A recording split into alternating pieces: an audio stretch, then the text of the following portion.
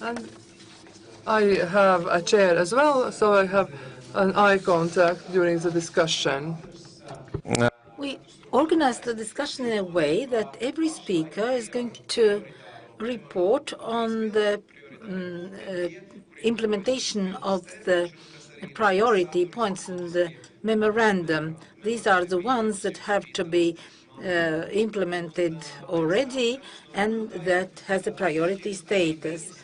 And also, every speaker is going to put down the percentage to what extent that a certain point has been fulfilled. And then we shall have an opportunity to express our opinions of how things are going. So we are going to start with asking Mr. Drotis to tell us about how building norms and standards are being reviewed according to the European standards, how much we have done, and how does he rate the job done in percentage-wise. You are welcome, Mr. Drutis. Indeed, the first point in the memorandum is about review of technical and administrative requirements in line with the approach in EU. And indeed, this item would ensure that we might have fewer administrative barriers. And the solution is very simple. What the Ministry of Economics has already stated and is implementing together with the Building Control Office, we think that we have to overtake Nordic experience and that we shouldn't have many building standards. We have 33 of them, but we should speak of one set of administrative and building rules that are clear to the contractor. If we look at our building standards, only engineers can understand them. This means that we have to consolidate requirements and put them down in simple language. We also shouldn't actually invent them ourselves, but we should take over the practice of the accepted in the Nordic countries. We are at this moment discussing about what these standards should look like, and we hope to complete them before the 1st of July. And I'm very happy that the Ministry of Economics has expressed its full support to the work done and has also stated what is going to be done in joining together the different building standards. I think that we have done about 20-25%. We know what has to be done further on, and it is then important together with the sector so that these standards are going to be approved. Any further work is going to then be related to the standards, to the norms, the standards. Standards are certainly something that we have to pay for. They are also not free. This means that the industry has to be professional. It has to be able to read the standards, and they have to also, people have to observe, be able to observe the standards. And we very much hope that if not on June 30th, then at least by the end of the year, we shall be ready to go over to the implementation-based regulations. So we have also a next point. After everyone has spoken out, we are going to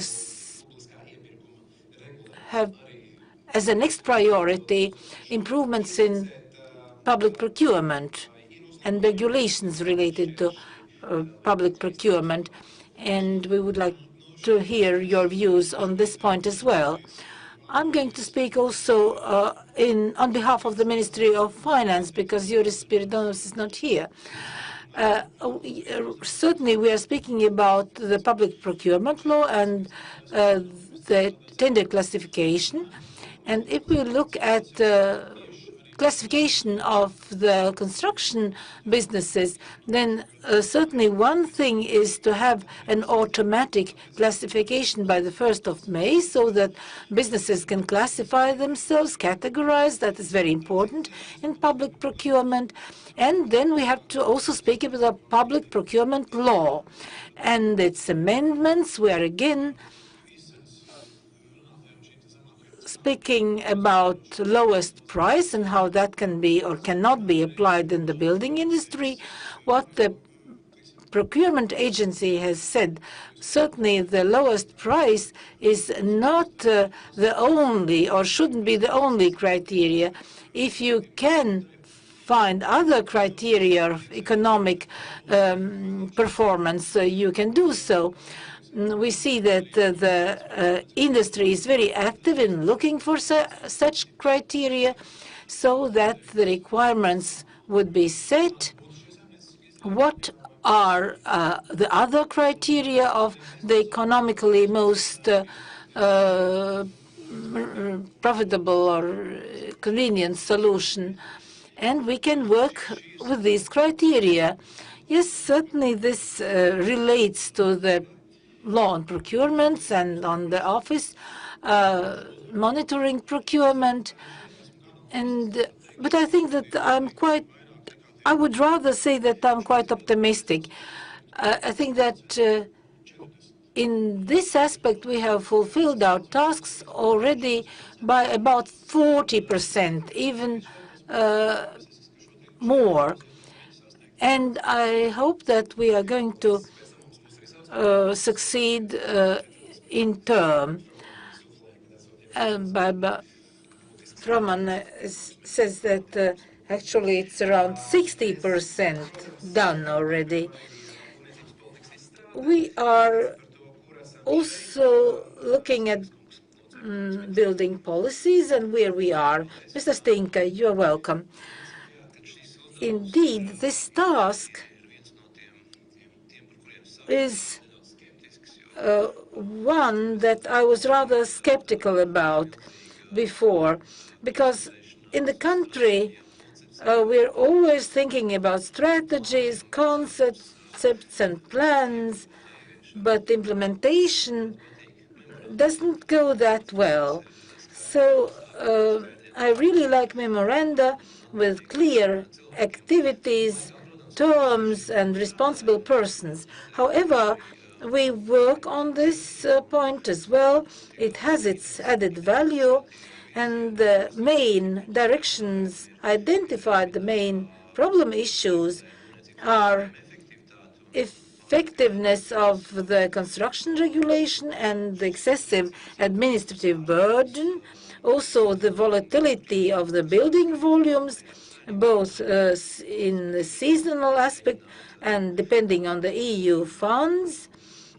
We might actually do better planning.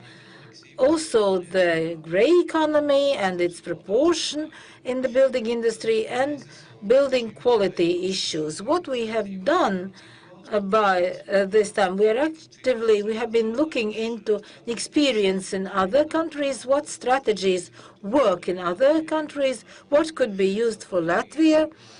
And we also speak to the sector, to the educational institutions, to other government agencies, so that we would have a dialogue, because this measure or these activities will never succeed if we don't have a consensus.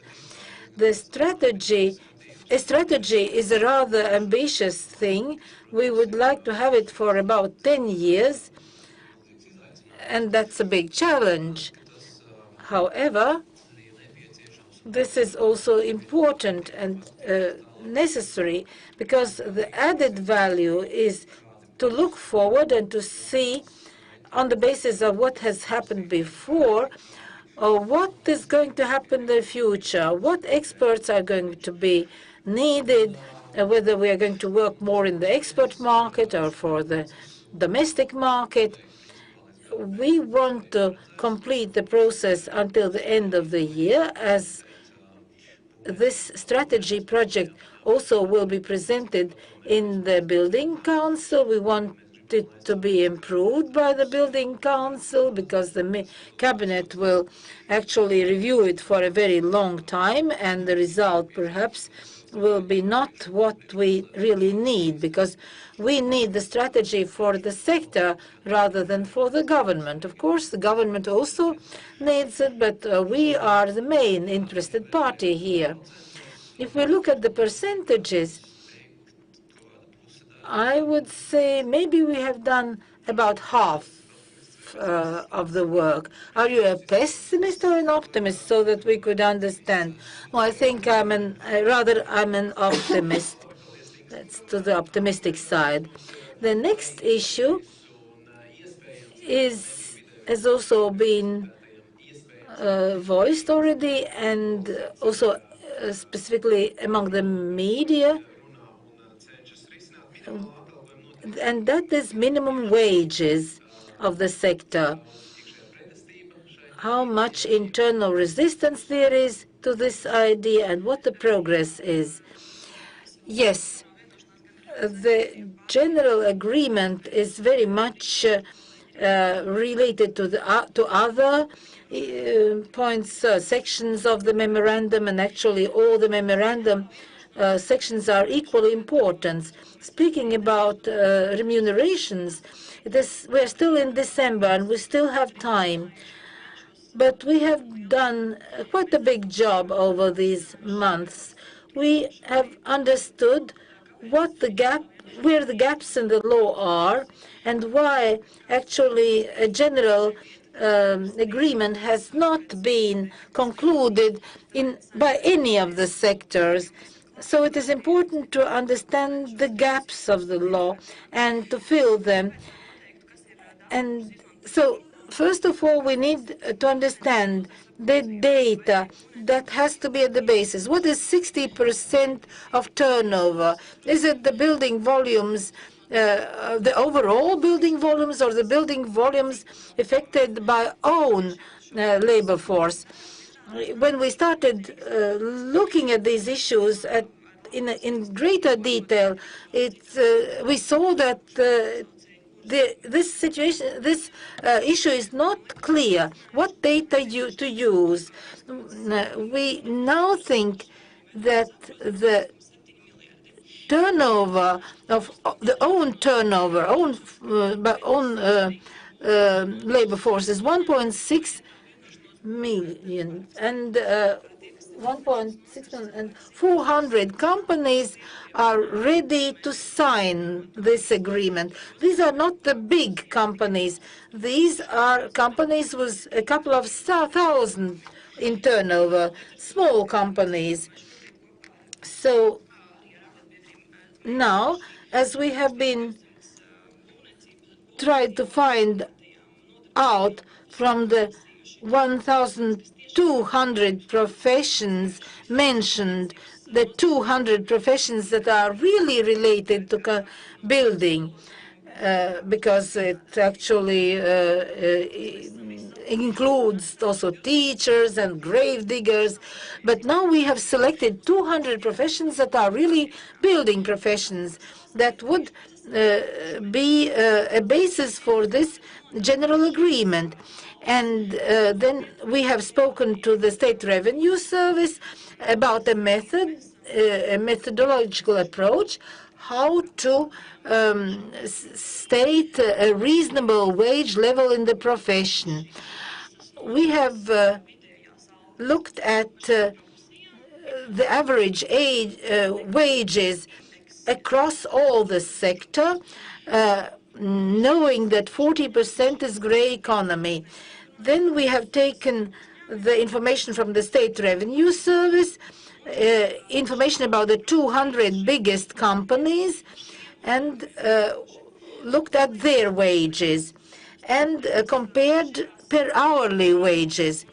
The per hourly wages are within the difference in these wages is around in the range of around €1 per hour. So this is quite a reasonable figure. So we actually have been looking now at small, medium, and big companies, but big to the Latvian standards. So we have then taken the average wage in these 200 companies and deducted 10%, which would make the wage more reasonably average wage. And then we had €740 in the end as a monthly wage, as an average monthly wage. That is the minimum wage. We see that actually a lot of companies say that they are happy to have us to have this work done, but they say that they are not going to pay these wages, even though the wage of €740 is a very realistic average wage. But they wouldn't like to pay that wage all officially. So our next step is to make all companies actually commit themselves to paying a wage which is 2 times higher than the minimum wage set by the state. That is 2 times €380. We know that the burden will be mostly on the subcontractors. And we also don't know what happens to overtime. These issues maybe will get stuck because we don't really know how realistic it is to pay this wage of €740. So we know that we will need a lot of state support from the Ministry of Economics and the Ministry of Finance, policy, opinion leaders, and Parliament to somehow make the companies sign this commitment, because actually it means more costs for them. And this issue is therefore very closely related to profitability and economic profitability. But these minimum wages would really then relate to all the sector, including the private businesses. So how to commit, how to succeed in the companies taking up this commitment, that is a difficult issue. Maybe we could improve the so-called white list so that people who are ready to join this commitment would be on the white list, but a tangible instrument and motivation is not yet there. But we have started negotiations that. I do hope that next year we will have a number of various formats where the representatives of the building industry can have discussions about the rates, professions, and which ones to include and which ones not to include, perhaps how to take into consideration in the future not only the occupation but also the qualification. There is a difference whether the person is working for the first year or for the 5th year. But that is a question to be addressed in the future. The initial agreements are going to be a great challenge, and I'm rather skeptical about estimating the percentages, as it is very difficult to understand and to infer how many companies may be ready to do this and what other factors will do to influence the decisions, such as the recently adopted law. And the government has promised to look for other solutions for the next half a year to find a solution which wouldn't jeopardize other points on the agreement, including the signing of a general agreement. So we have done the actual work by 20%, probably. And usually I am more an optimist than a pessimist, but in this case I do hope that this is a realistic figure. Thank you for an honest answer. We're going to discuss this issue during the panel discussion today, and the next issue is elaboration of the standards. And it's very briefly, the term now, the deadline is not the end of next year, but the middle of next year. We are using the platform of the Latvian standards, and when getting together in the technical committee, we are developing the standards. And in total, there are 10 standards, which include the requirements, which are the general requirements with regard to the types of services. There are going to be Cabinet of Ministers regulations on this, adopted on the standards, and they will refer to the standards. We must thank the entire sector, as the sector has got involved very actively, and there are commissioning parties which have got involved. There are also lawyers who have been working on this task, and now we have assigned the tasks, who must do what, and the deadlines, and perhaps the implementation has been completed by 20–25%, but everyone knows what they must do in order to meet the deadlines. Thank you. And the next item is introduction of ID cards. Mr. Greenberg, what is the progress in this area? As to the ID cards in building, I will start by a brief report on what we have achieved this year, but still stepping back, we took the study as a basis, which was carried out presented in Brussels in 2004 about the ID cards in Europe. A number of countries were presented, and their experience with the ID cards, with the goals and implementation were presented in this study, and this gave us a good example of how the ID cards have been used as a tool in the EU countries. After that, the working group was established, and at the beginning of March of this year, the group started working in order to outline the possible model for introducing this system in Latvia, learning from the experience of Scandinavian countries mostly. And 4 working group meetings took place in May and June. A wide range of participants took part from various state institutions and private sector. The ID cards were discussed from various perspectives, and we modeled possible applications of the cards. And the 5th working group was summoned in the Ministry of Economics on the 26th of July, and this was a working group about this draft informative report about creation or development of the ID cards in the building sector.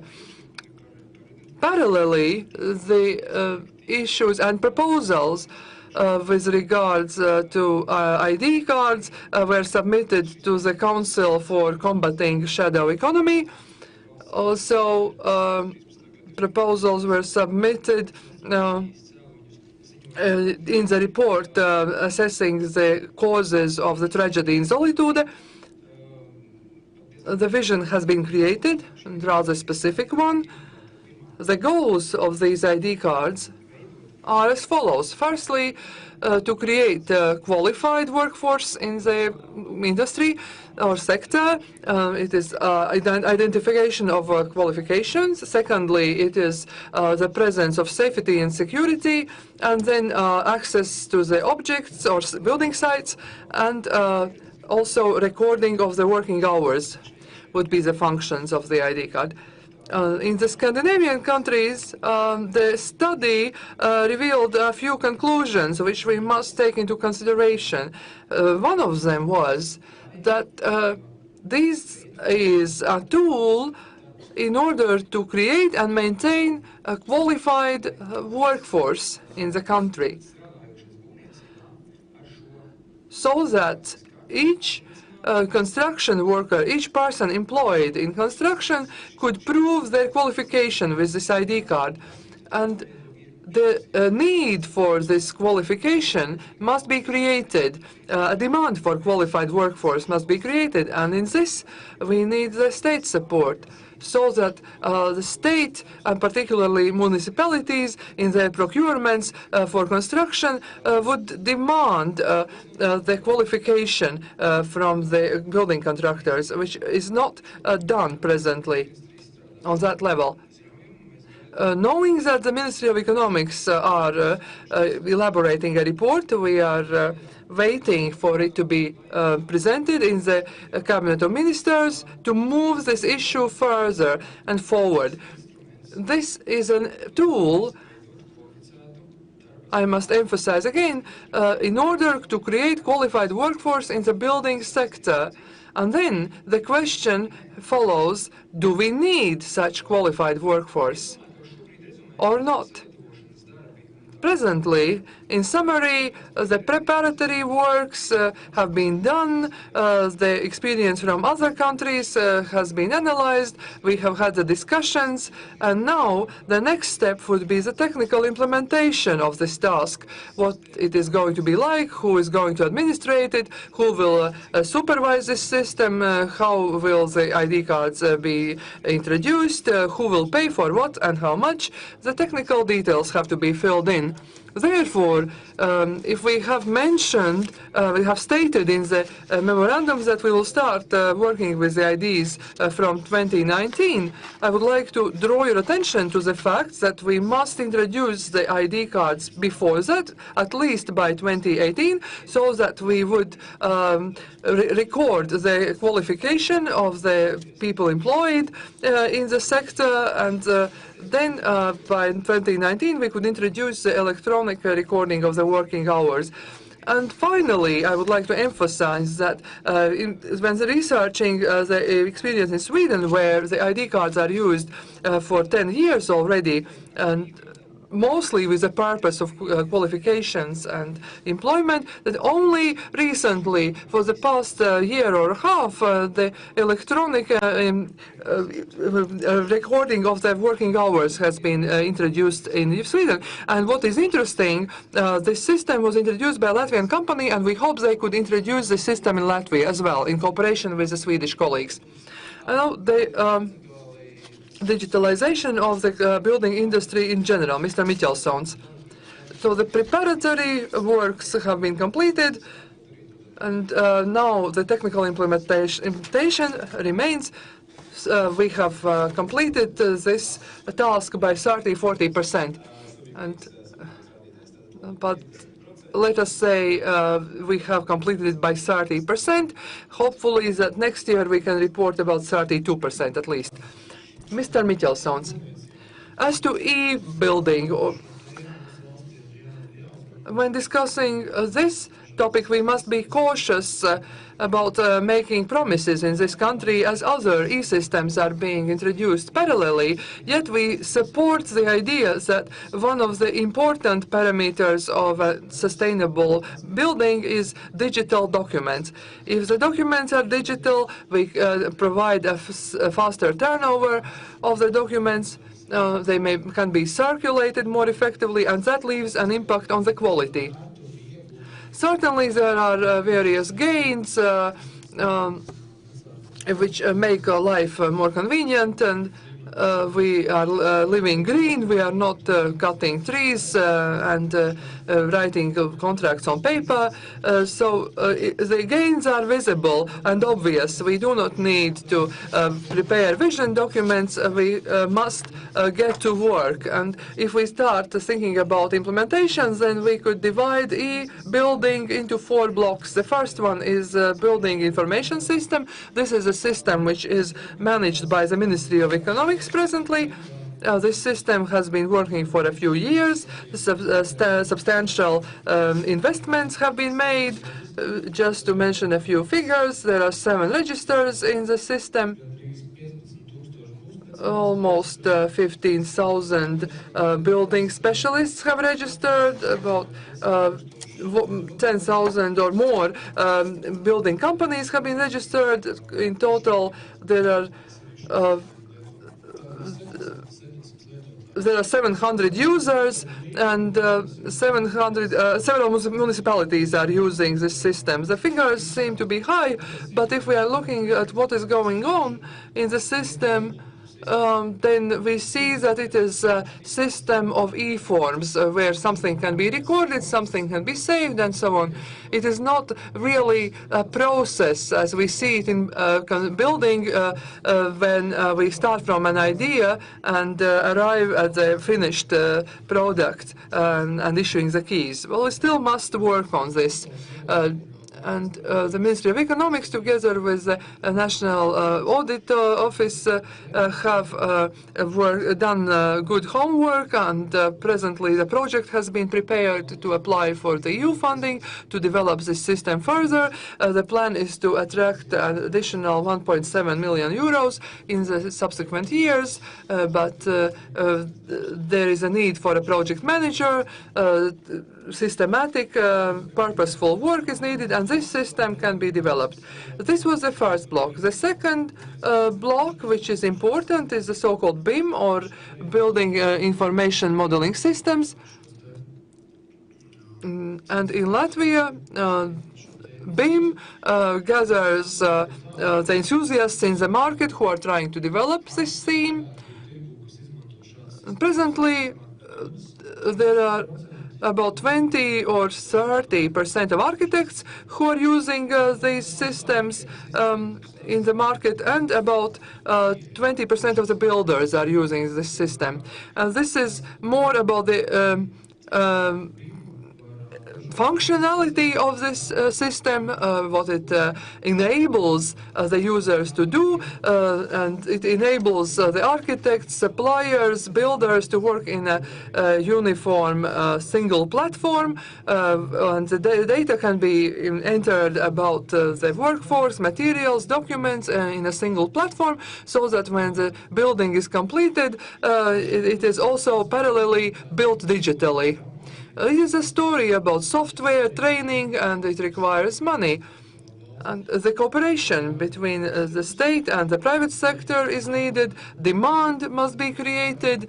It would be important that these systems be required in public procurement in the future more actively and more insistently, because that will trigger greater commitment from the market to invest in training and development of this system. The greatest consumer is the private sector. The developers who come from the Western countries realize the importance of this tool, and they require it, and we hope that the public sector will adopt it in the subsequent years as well. And then there is a third block in e-building, and that is geographical information systems. That is a story of land books, maps, infrastructure of public services, also databases. And the picture is even more complicated in this aspect. We know that there are many different holders of information, as if we have an agency for geospatial agency. But in order to have a single convenient database with digital towns, with all the utilities shown on the maps, This would require a lot of money to have such digital urban environments mapped. This system is also integrated together with BIM and BIS. And the fourth section is that the building information system should be integrated with other government administrative systems. The sector is integrated also with governments and local governments. This is the problem of the e-signature and e-payments.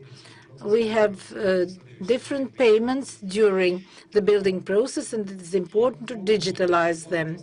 So if we do a really good job and on all these four sections, then maybe within 7-10 years in midterm, we are going to succeed in this area.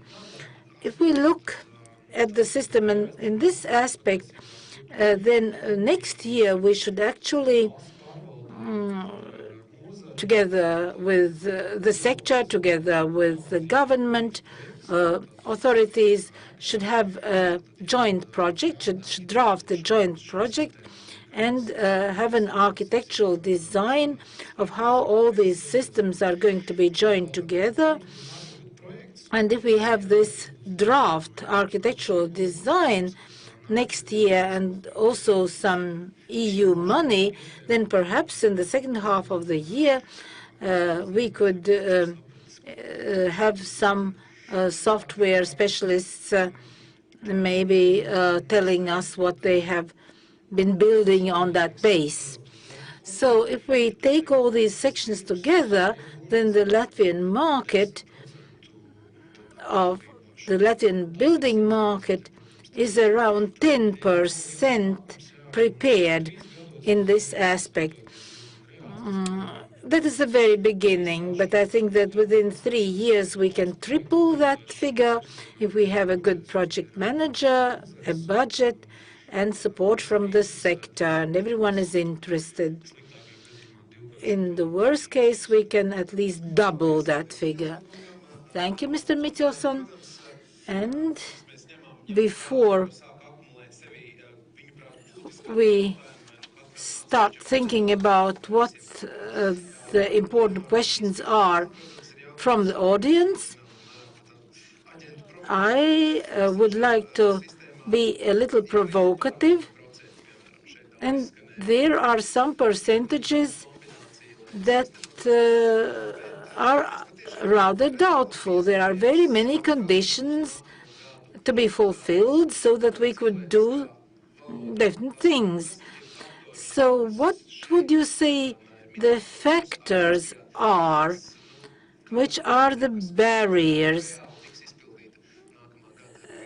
What is going to be completed and what maybe not? We have a specific conference. We have many people viewing us from the sector, so they want to know what the changes might be. Or we are going to keep discussing percentages over a couple of next years, then over a couple of years to come. So what could we really complete? What could we fulfill? Baiba, you are the mother of the memorandum. The memorandum is not meant for completing some sections and then stopping there. The memorandum states that once a year, the government sits down together with the sector to define the future tasks.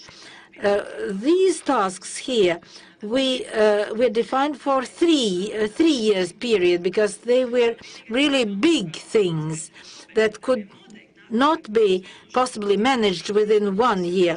But we are not going to complete the memorandum and then to forget it.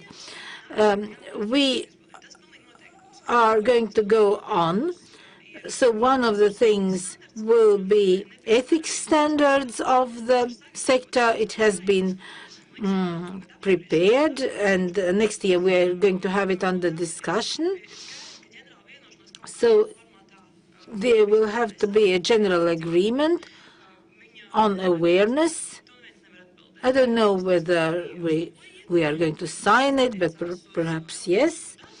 Speaking of electronic timesheets, one of the possibilities would be to do it within a number of years, but we know that at least the bigger companies is going to have electronic timesheet records already next year, so it's not anything absolutely new.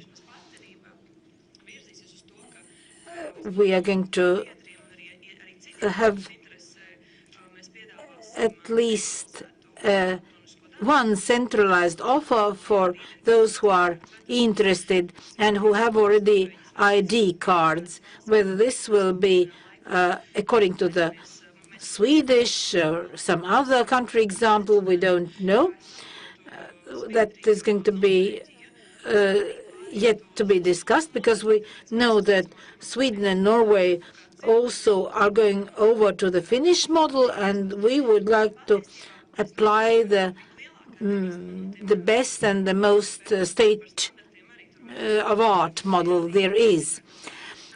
So next year we are going to have a lot of things completed or partly completed, but I hope that this is not where we are going to stop, because the sector also has to go step by step, and all companies cannot implement all the novelties at the same time. So we have to go at reasonable pace. Anything else? Very shortly. Over the past few years, we had a significant decline in the building industry, and many people are jobless. And as EU funds are flow in next year, we're going to have a better situation, and people are going to be more occupied by doing their job. So I would like to advertise the building council, where we have all the building chain represented, starting with the designers and architects and workers and material suppliers. And that is council which could be very good for reviewing different decisions, so that the administration, the state administration, could then follow the process of fulfilling these decisions. And the industry itself, the sector, should really be active, come forth with proposals to the council, so that we wouldn't just complain that everything is so bad. We need offers for solutions, and then we need, of course, implementation.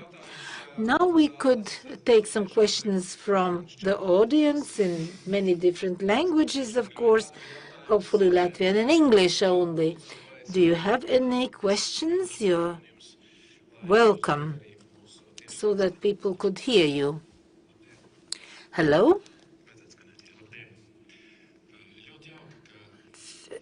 It's very good that the panelists are that optimistic and see the future bright. As a practical construction engineer, I'm much less optimistic, because if we return 2 years back, when the new building law was being accepted, then we all saw all the problems, unclarities, different interpretations, regulatory documents of the building law, which have rather complicated our lives than making it easier.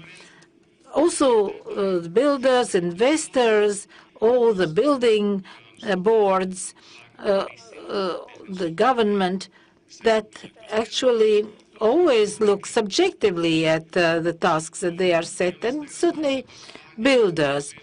And if we now are saying that we are going to take over the Nordic norms, the standards, what are the standards? The standards are just based on Newton's laws and gravitation. They have been there for thousands and years. It isn't so important what is at the basis of calculations. It is important to understand what the load is and to calculate it. There are Eurocodes which are already in force, which we have to use. They have higher security reserve in them, and we have to simply use them. But if we take over the Nordic standard base, then we have to take over also their building law and also their the annexed laws to the building law, because certainly if we just take over the standards without the laws and the regulations, then there will be always gaps. Very good, thank you. Of course, the hyper growth of loads is an important issue. So this is like digitalization. The question is whether digitalization actually simplifies things, because sometimes they don't. It doesn't. Now, Mr. Mittelsons, what would you say? Yes, the comment on Nordic experience, I have never actually stated that we would take over anything from the Nordic countries just as it is. We simply want to see how they see things, and it is fascinating sometimes how able they are to say complicated things in simple ways and also precisely. So now we take their experience over to look at what we have in Latvian, in our standards, and to simplify things in a linguistic sense. So first of all, on structures. Then we spoke about standards, and standards, of course, are based on EU codes and EU standards, and also on Newton laws. So we actually take over the platform and solutions from Nordic countries, and we simply will not use the old SNIPs, the SNPs that we used to have in Latvia. We still work on the SNP base, so the old Soviet time standards, and we would like to refuse from these standards and take over the Nordic experience and the Nordic norms. Mr. Mittelsons, please. A brief reaction to this topic. Remember the recent changes and amendments in the building law, and the target, the aim of the amendments was to start construction as soon as possible. And those who wanted to start the building the sooner the better have not still understood who is responsible for what. And I believe that everyone, all the stakeholders in building, in the construction process, have to sit around the table and look at the areas of responsibility. It must not be an impossible task, but the unacceptable situation is when everyone is thinking that there are themes which they are not responsible for, that is the competence of somebody else. And we certainly have to look into the standards, into the technical draft.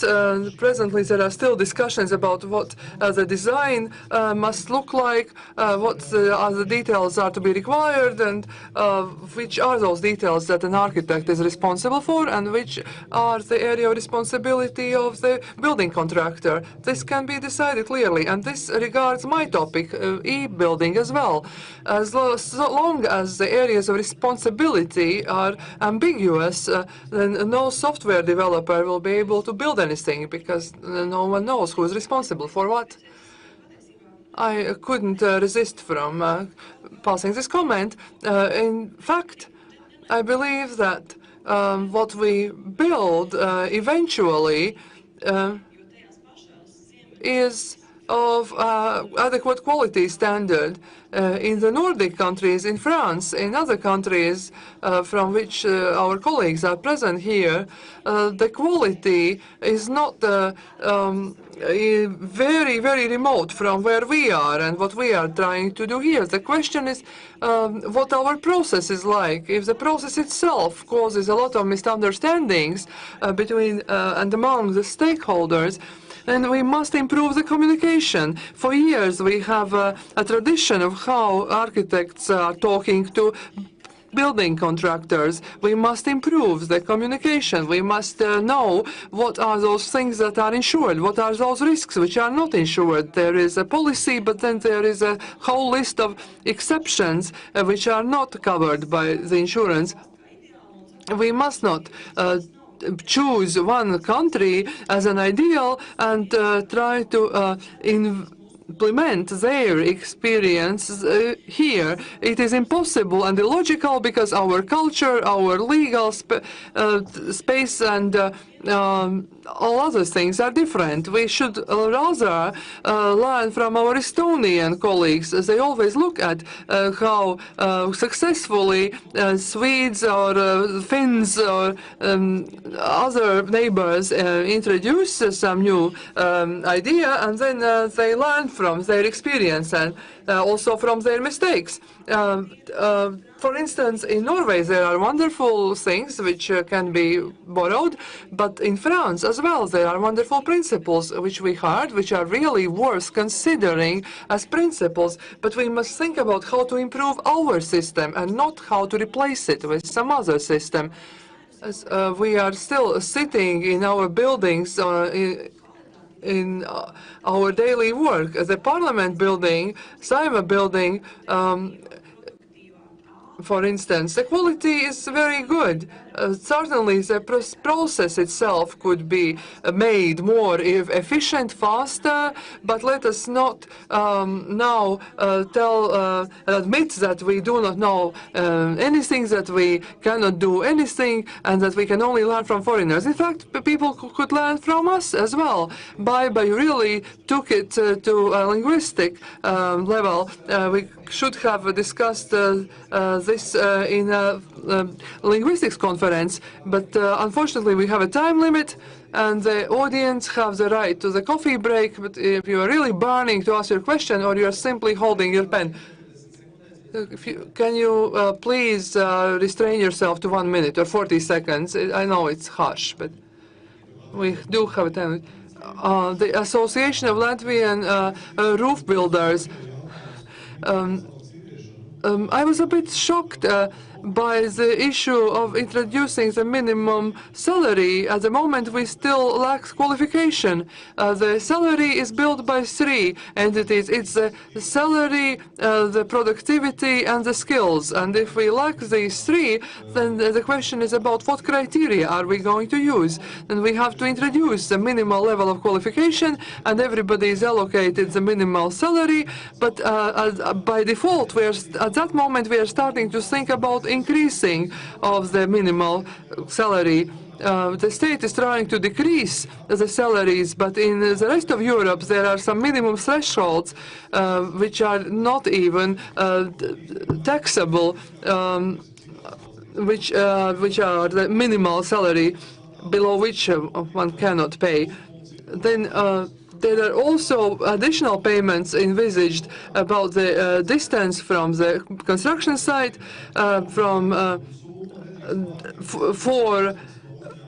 There are other conditions set about the turnover of the company, depending on the taxes that the company has paid for its employees. And then when we apply these criteria, then probably that could improve the process. So the first thing that we should do, it is stated in the memorandum, namely, the sector needs an audit, which means that all the companies have to submit lists of all their staff and what qualifications they have. Everybody is awarded the first level, and then we start from the point where everybody has the first level, the roof builders and so on, the setchers, the builders, and we could close half of the general secondary schools, convert them into vocational schools, and then they could subsequently study engineering in the technical university. Maybe we should start from legs, but we are not fish, we are mammals, and we do need legs. So a 10-second comment. Because, gentlemen, you are not going to get answers to your questions. A very brief comment. I have a proposal. First, the technical university submitted the definition of the quality as a concept. What is quality? Quality is compliance with all the norms and regulations. Each regulation has a measurement unit. There is measurable quality, and adding up all the amounts, you will get the price of quality. And I agree with the EU directive with regard to the ratio quality against price. Then we will get the price of quality. And then you have to decipher this. You were given the methodology. We gave it to the ministry and to the office. And the other thing is a dream. It is really a dream. Please find the possibility for the technical university to regain something we lost 20 years ago. We used to teach our construction engineers material resistance, and this course has to be taught. It has to be included in the curriculum, and the comments are going to be very critical, so don't criticize them.